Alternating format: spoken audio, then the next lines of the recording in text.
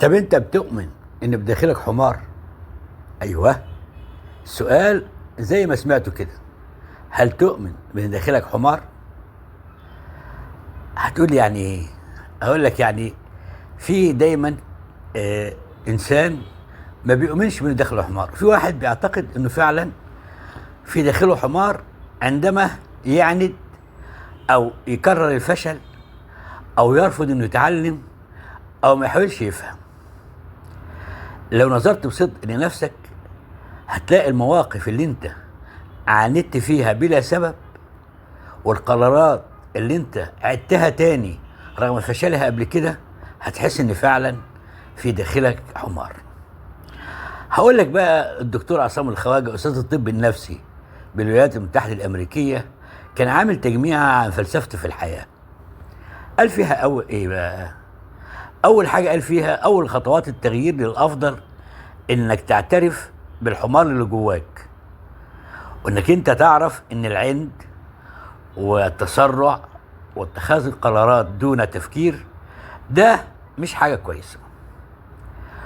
وبقول لك يعني لازم تبقى واخد بالك ان القرارات اللي سببت فشل لك ما تعيدهاش تاني، ما تخش نفس الطريق وتتوقع نتائج اخرى. وقال لك من النضج انك انت يعني ما تعتقدش ان انت طيب، ان انت الوحيد اللي طيب والناس اللي حواليك هم اللي وحشين واللي فيهم السوء. لا، لازم تعرف انه كلنا في نسب مختلفة من الطيبة ومن السوء. وهو بيقول لو كنت انت منتظر ان الحياة هتعدل يعني وتشوف العدل انك انت ظلمت كتير، قال لك بيأكد لك ان في ناس كتيرة جدا عاشوا وماتوا مظلومين ومحدش انصفهم.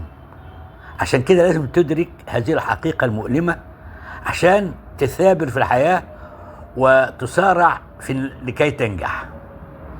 وقال لك لما حد يقول لك ان كل الناس بقت همها الفلوس اضحك، قول له ما انت همك ايه؟ اصلاح الاحتباس الحراري على كوكب الارض؟ ايوه، ناس كلها همها الفلوس.